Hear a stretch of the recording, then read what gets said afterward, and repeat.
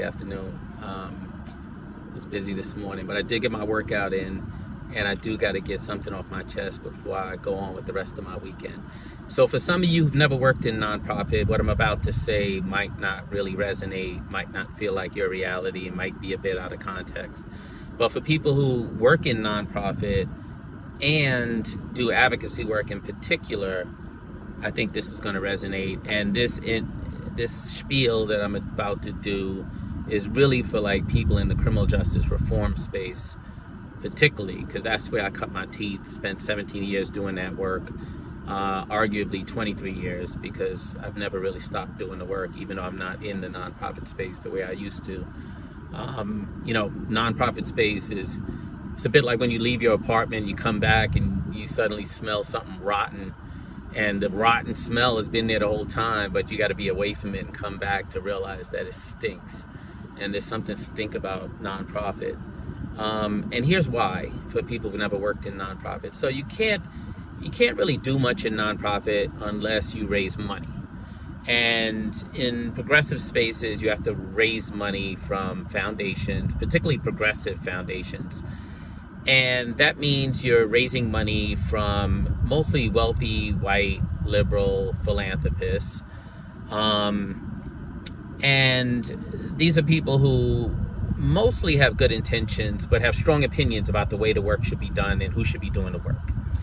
And what they do is they tend to reward the person who's leading the movement that is the most outspoken, the most charismatic, the most scary, the most able to generate media, the most able to generate a crowd.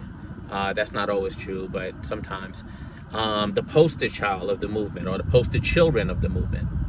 The problem with being the poster child of the movement is that you have to put out a picture of yourself as a hero, as invincible, as the kind of front of the room leader that we expect in a country like the United States. And so movements that are usually antithetical to the way the United States does things actually end up adopting some of those same practices. And so the problem with being a hero is that when you get it wrong, or when you're accused of getting it wrong,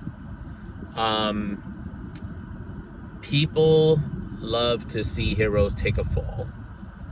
And in the criminal justice movement in particular, while I expect that in movements these days, if you look at movement history, movement ecology, you realize that this is the evolution of almost all movements. You have grassroots people who are directly impacted from an issue. Take it away from progressive people who might have been doing it but are not directly impacted. They bring their lived experience. They bring a level of courage that the movement has not seen. That's not to devalue anyone in the movement. That's just a truism. And then those people emerge into leadership in the movement. The movement grows. It builds steam.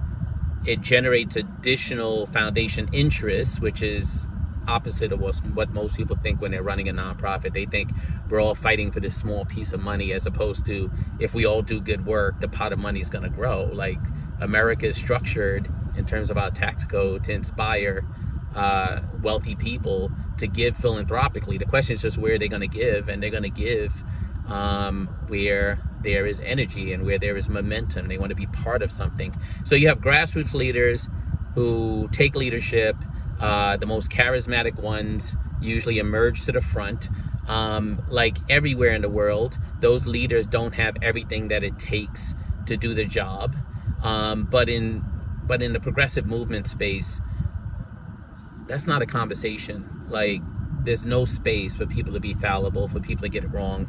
And it's particularly hypocritical in the criminal justice reform space, because that space should be all about people getting it wrong, should be all about second and third and fourth and fifth chances, should be all about compassion, should be all about restoration, should be all about recognizing that no movement should be built around one person because one, that weakens the movement.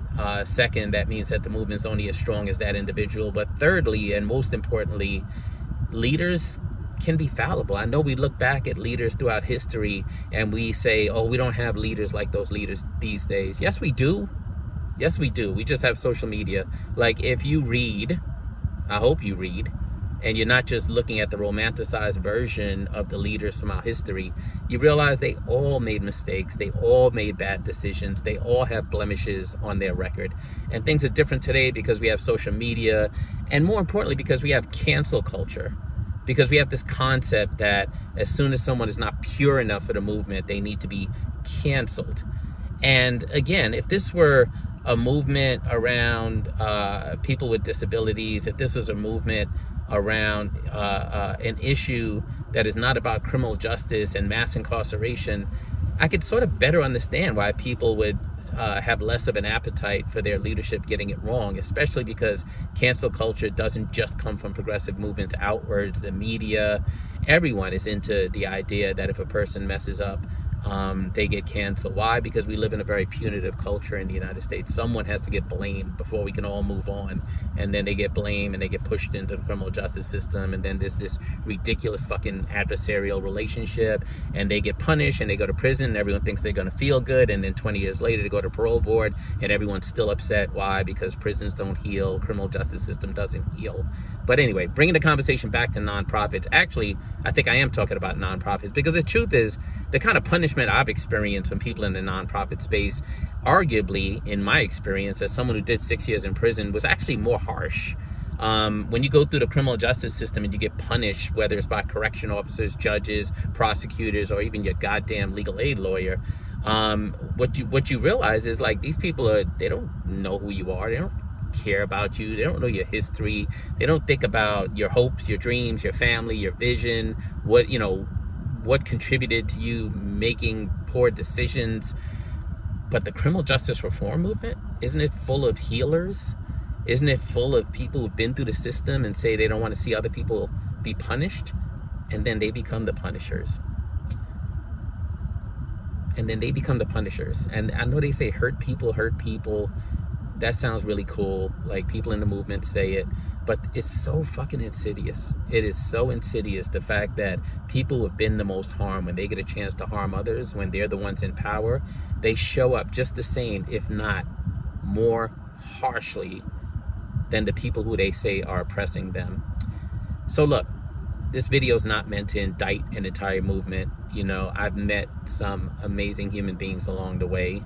I have met people who have done amazing things, who have done things to change the world, and they're all fallible. The ones I'm still in touch with, they get it right, they get it wrong, and they talk about it, and they are vulnerable around it. But then I've also met a lot of people who've actually squandered millions upon millions upon millions, tens of millions, if not hundreds of millions of dollars that's been in the criminal justice movement going back to about 2006. And if there's anything great about the fact that crime is going up and a lot of people have lost their appetite for saying hashtag Black Lives Matter, or we should get rid of mass incarceration. Nobody calls me anymore about the movie 13th, so I guess we've lost a lot of momentum. But if there's anything good about it, it's that it's separating the wheat from the chaff. Like, there's a lot of people who shouldn't have been in the movement in the first place who are now realizing that it is not a financial boom and they can't, milk the movement to make a lot of money. And I believe people should do good and do well. Don't get me wrong. Like, people should not work and not get paid well. At my first job, I was making 16 grand a year at one of these goddamn nonprofits. But when movements build momentum, more money pours in and some of the worst people come out of the woodwork. And if there's anything to be said about the movement shrinking a bit, is that it's probably right sizing. And people who were here for the wrong reasons to begin with are gone, and they've moved on, or they've retired and so on. And it's probably good for them. I mean, look, I don't want to sound like someone who doesn't have grace for people. Like, I do create space for people to, come back and say I got it wrong. Lord knows I've needed grace over and over and over again. But there's a handful of people who actually have not turned a corner, and instead the movement is turning a corner without them, and I think it's actually a good thing. That's my fucking rant for today. Have a great day. I think it's the 4th of July weekend. What are you celebrating? Being independent? Independent from what? Britain? I don't know what the fuck that got to do with my people, but have a barbecue or something. Enjoy yourself. Hope you're traveling, and avoid the ridiculous heat in the United States, and avoid the fact that the air in New York is like the 3rd worst in any goddamn city in the world at this point. But that's my way of saying have a great weekend, and don't let anybody steal your rainbow. Peace.